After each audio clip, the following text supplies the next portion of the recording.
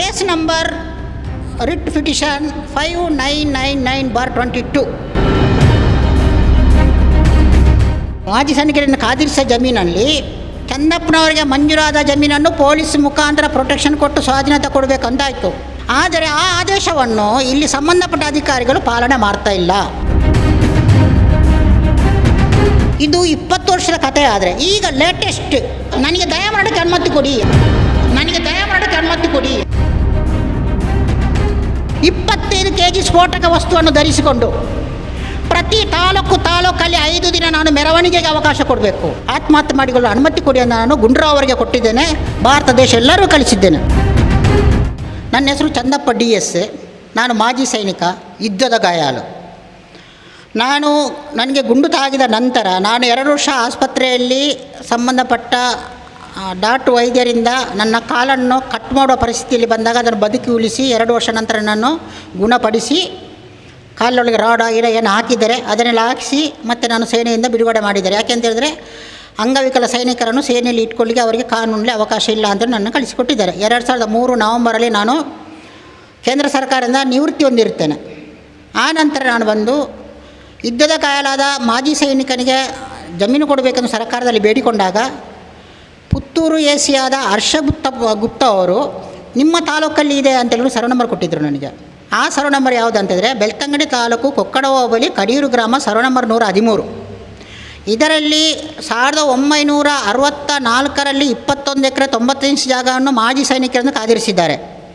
ಆ ಸಮಯದ ಕೈಬರ RTCಯಲ್ಲಿ ಬರೆದಿರುವುದೇನೆಂದರೆ 10 ವರ್ಷಗಳ ನಂತರ ಇದನ್ನು ಬದಲಾವಣೆ ಮಾಡಬಹುದೆಂಬ ಆದೇಶ ಅದರಲ್ಲಿರ್ತದೆ. ಅದೇ ಪ್ರಕಾರ 10 ವರ್ಷಗಳ ನಂತರ ಅದರಲ್ಲಿ 8.25 ಎಕರೆ ಜಾಗವನ್ನು ಫಾರೆಸ್ಟಿಗೆ ಹಸ್ತಾಂತರ ಮಾಡಿದ್ದಾರೆ. ಉಳಿದ 13 ಎಕರೆ ಜಾಗವನ್ನು ಈಗಲೂ ಮಾಜಿ ಸೈನಿಕರಿಗೆ ಅಂತಲೇ ಕಾದಿರಿಸಿದ್ದಾರೆ.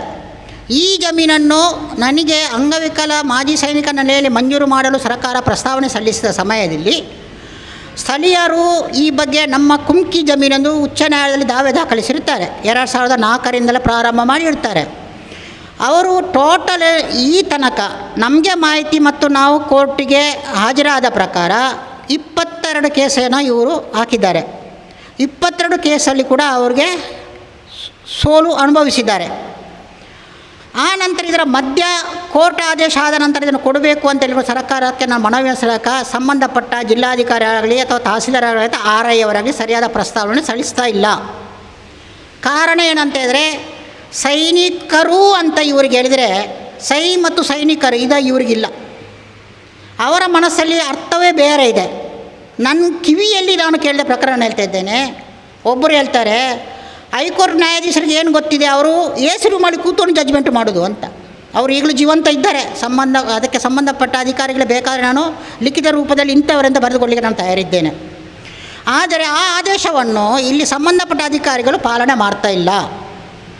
ಹೀಗೆ ನಾನಾ ರೀತಿಯಿಂದ ಸತಾಯಿಸಿ ಸಾಧಾರಣ 20 ವರ್ಷಗಳ ನಂತರ ಒಂದು ಸಲ 2 ಎಕರೆ, ಒಂದು ಸಲ 1 ಎಕರೆ 56 ಸೆಂಟ್ಸ್ ಜಮೀನನ್ನು ಮಂಜೂರು ಮಾಡಿದ್ದಾರೆ. ಹಕ್ಕುಪತ್ರ ಕೊಟ್ಟಿದ್ದಾರೆ ಕೋರ್ಟ್ ಮುಖಾಂತರ. ಸ್ವಾಧೀನತೆ ಕೊಡ್ತಾ ಇಲ್ಲ. ಯಾಕೆ ಅಂತ ಕೇಳುವಾಗ ಅತಿಕ್ರಮಣಗಾರರು ನ್ಯಾಯಾಲಯಕ್ಕೆ ಹೋಗಿದ್ದಾರೆ ಅಂತ ಹೇಳ್ತಾರೆ. ನ್ಯಾಯಾಲಯದ ಕೂಡ ಸಮಯವನ್ನು ಇವರು ವೇಸ್ಟ್ ಮಾಡ್ತಾ ಇದ್ದಾರೆ ಅತಿಕ್ರಮಣಗಾರರು. ಆದರೆ ಈ ಸಂಬಂಧಪಟ್ಟ ಅಧಿಕಾರಿಗಳು ಇದಕ್ಕೆ ಯಾವುದೇ ರೀತಿಯ ಕ್ರಮ ಕೈಗೊಳ್ತಿಲ್ಲ. ಯಾಕೆ ಅಂತ ಹೇಳಿದ್ರೆ ಅತಿಕ್ರಮಣಗಾರರಲ್ಲಿ ಕೃಷಿ ಮಾಡಲು ಪ್ರಾರಂಭಿಸಿದಾಗ ನಾನು ದೂರು ಅರ್ಜಿ ಕೊಟ್ಟರೆ ಸಂಬಂಧಪಟ್ಟ RI ಅವರು EVR ಬರ್ತಾರೆ, ಇಂಥವ್ರು ಅತಿಕ್ರಮಣ ಮಾಡ್ತಾ ಇದ್ದಾರೆ, ಮುಂದಿನ ಕ್ರಮಕ್ಕೆ ತಹಸೀಲ್ದಾರಿಗೆ ಅಂತ ಬರೀತಾರೆ. ಅದರ ಕೆಲಸ ಅಲ್ಲಿಗೆ ಮುಗಿಯಿತು. ಪುನಃ ನಾನು ಅರ್ಜಿ ಕೊಟ್ಟಾಗ ಈ ವರದಿಯನ್ನು DC ಅವರಿಗೆ ಕಳಿಸ್ತಾರೆ, ಇಂಥವ್ರು ಹೀಗೆ ಮಾಡ್ತಾ ಇದ್ದಾರೆ, ಮುಂದಿನ ಕ್ರಮಕ್ಕೆ ಅಂತ. ಅದಲ್ಲಿ ಡಂಪು. ಇದು 20 ವರ್ಷದ ಕಥೆ. ಆದರೆ ಈಗ latest case number writ petition 5999/22.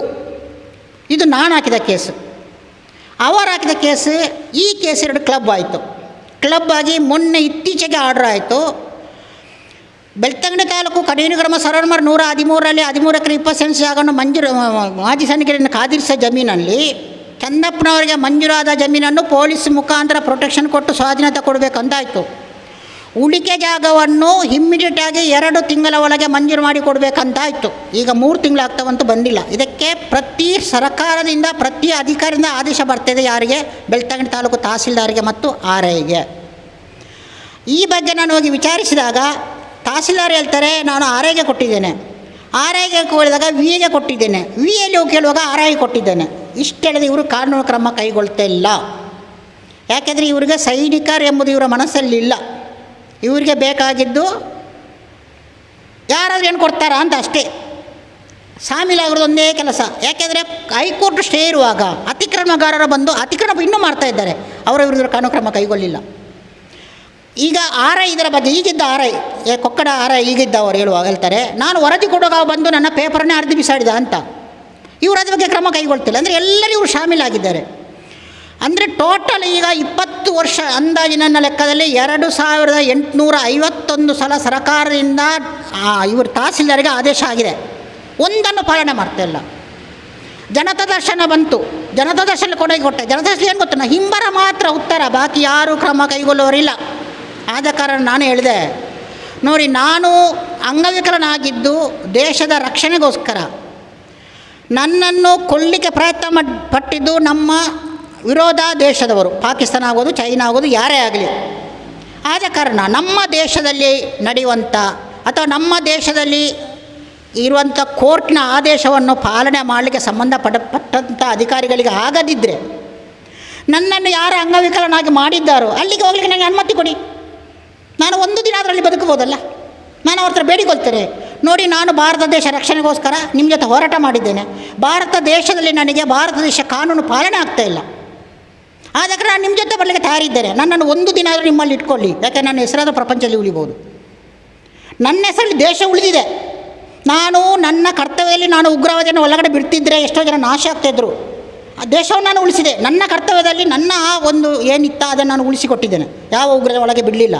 ಆ ಉಗ್ರವಾದಿಗಳ ಜೊತೆ ಹೋರಾಡಿದ ಕಾರಣ ನನಗೆ ಇವತ್ತು ಈ ಕಷ್ಟ ಬಂದದ್ದು. ಇಲ್ಲ, ನಾನು ಹೊರಗೆ ಇವತ್ತು ಮಳೆ ಬರ್ತುಂಟು, ಹೊರಗೆ ಹೋಗ್ಲಿಕ್ಕೆ ಆಗೋದಿಲ್ಲ ಅಂದರೆ ಸುಮ್ಮನೆ ಒಂದು ಹೆಸರು ಮಾಡಿ ಕೂತ್ಕೊಳ್ತಿದ್ರೆ, ಅಥವಾ ನಾನಾಗ ಉಗ್ರವಾದಿಗಳು ಬರ್ತಾರೆ ಅನ್ನೋದು ಕಲ್ಲು ಸೈಡಲ್ಲಿ ಕೂತ್ಕೊಳ್ತಿದ್ರೆ ನನಗೆ ಕಷ್ಟ ಬರ್ತಿರಲಿಲ್ಲ. ಆದರೆ ನಾನು ಅದನ್ನು ಮಾಡಲಿಲ್ಲ. ಯಾಕೆ ಮಾಡಲಿಲ್ಲ? ನನಗೆ ಪ್ರಪಂಚದಲ್ಲಿ ಯಾರೆಲ್ಲ ಟ್ಯಾಕ್ಸ್ ಕಟ್ತಾರ ಅವರ ಹಣದಿಂದ ನಮಗೆ ಸಂಬಳ ಕೊಡ್ತಾ ಇದ್ದಾರೆ, ಊಟ ಕೊಡ್ತಾ ಇದ್ದಾರೆ. ನಾನು ಅದಕ್ಕೋಸ್ಕರ ಡ್ಯೂಟಿ ಮಾಡಬೇಕು ಅಂತ ನನ್ನ ಕರ್ತವ್ಯ. ಯಾರ್ಯಾರು ಕೊಟ್ಟ ಹಣವನ್ನು ನಾನು ತಿಂದು ಸುಮ್ಮನೆ ಅಲ್ಲಿ ದೇಶವನ್ನು ಹಾಳು ಮಾಡೋದಲ್ಲ, ದೇಶವನ್ನು ಉಳಿಸಬೇಕು. ನಾನು ಅದನ್ನು ಉಳಿಸ್ತಾ ಬಂದೆ, ನನ್ನ ಕರ್ತವ್ಯದಲ್ಲಿ ಉಳಿಸ್ತಾ ಬಂದೆ. ಆದರೆ ನನಗೀಗ ದೇಶದಲ್ಲಿ ಉಳಿಗಾಲ ಇಲ್ಲ. ಇದಕ್ಕೇನಂತಂದರೆ ಕೋಟ್ಯಾಧಿಪತಿಗಳು ಆಕ್ರಮಣ ಮಾಡ್ತಾಯಿದ್ದಾರೆ.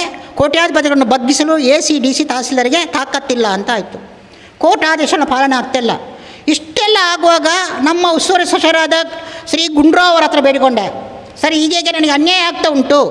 ನೀವು ಜಾತಿ ಮತ ಭೇದ ಯಾವುದನ್ನು ನೋಡದೆ, ಪಕ್ಷ ಅಂತ ನೋಡದೆ, ಭಾರತ ದೇಶದಲ್ಲಿ ರಚನೆ ಆಗಿರುವ ಕಾನೂನು ಪ್ರಕಾರ ಕಾನೂನು ಕ್ರಮ ಕೈಗೊಂಡು ನನಗೆ ಸರ್ಕಾರದಿಂದ ನೀಡುವಂಥ ಜಮೀನನ್ನು, ನನ್ನ ಹಕ್ಕನ್ನು ನನಗೆ ಕೊಡಿ. ನನ್ನ ಕರ್ತವ್ಯವನ್ನು ಕರೆಕ್ಟ್ ಮುಗಿಸಿದ್ದೇನೆ, ನನ್ನ ಹಕ್ಕನ್ನು ನನಗೆ ಕೊಡಿ ಅಂತ ಕೇಳಿಕೊಳ್ಳಾಗ ಅವರು ಅದಕ್ಕೂ ಯಾವುದೇ ಉತ್ತರ ನನಗೆ ಬರಲಿಲ್ಲ. ಬರೀ ಹಿಂಬರ ಮಾತ್ರ.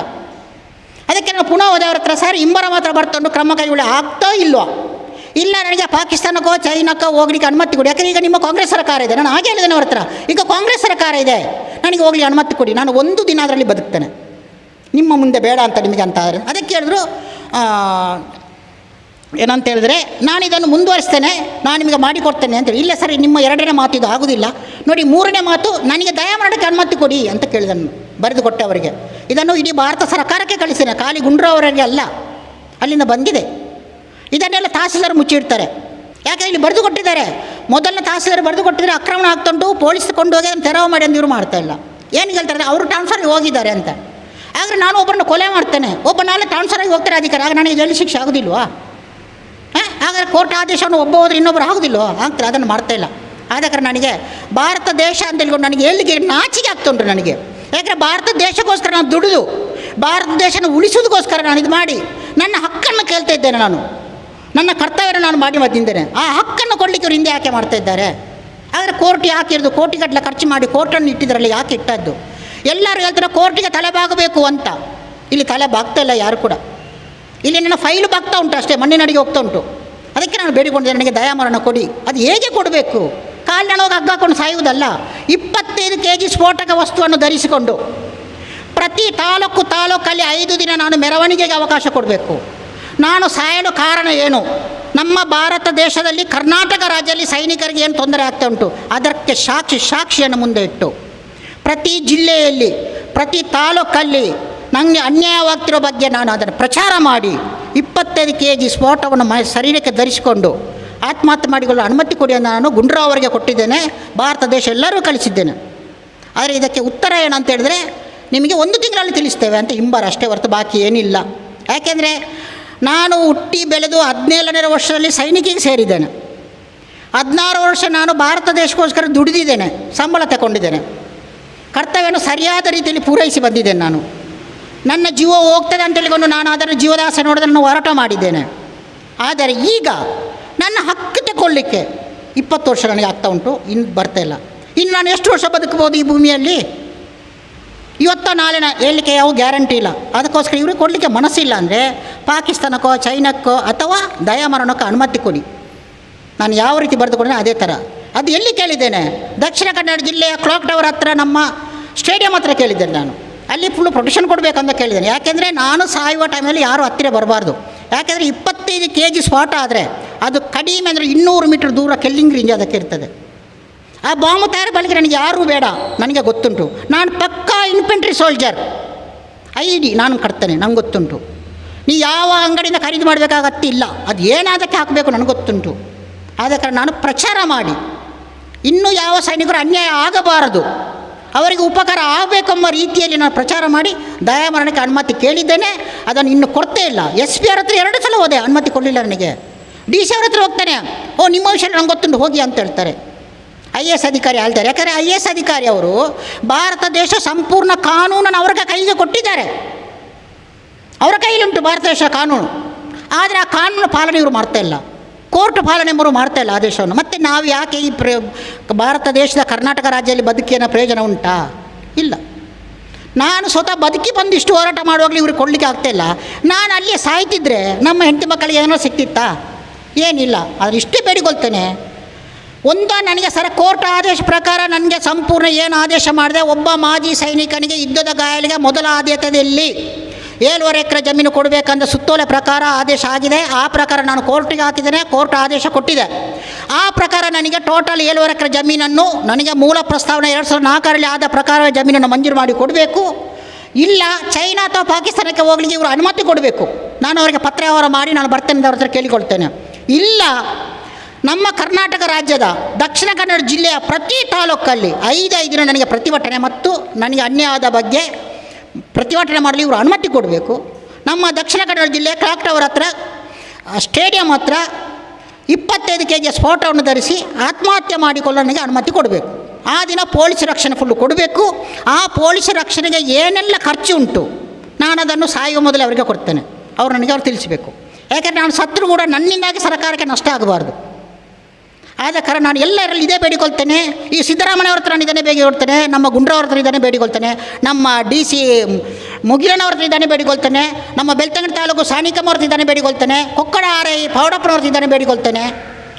ಒಂದೋ ಸರ್ಕಾರದ ಕಾನೂನನ್ನು ಪಾಲನೆ ಮಾಡಿ ನನಗೆ ಜಮೀನು ಕೊಡುವಂಥದ್ದನ್ನು ಕೊಡಿ, ಇಲ್ಲ ಆಗಲ್ಲ ಅಂತ ಬರೆದುಕೊಟ್ಟು ನನ್ನ ದಯಾಮರಣಕ್ಕೆ ಅನುಮತಿ ಕೊಡಿ ಅಂತ ನಿಮ್ಮಲ್ಲಿ ಈ ಕಾರ್ಗಿಲ್ ಯುದ್ಧದ ವಿಜಯೋತ್ಸವದ ದಿನವಾಗಿ ನಾನು ಬೇಡಿಕೊಳ್ತೇನೆ. ವಿಜಯೋತ್ಸವ ಎಲ್ಲ ನಿಮಗೆ, ನನಗೆಲ್ಲ, ನನಗೆ ದುಃಖದೋತ್ಸವ ಅಂತ ನಾನು ಹೇಳಿ ಹೆಚ್ಚಿನ news ಅಪ್ಡೇಟ್ಗಾಗಿ Prajaprakash news YouTube channel ಅನ್ನು ಸಬ್ಸ್ಕ್ರೈಬ್ ಮಾಡಿ ಮತ್ತು ಬೆಲ್ ಬಟನ್ ಕ್ಲಿಕ್ ಮಾಡಿ.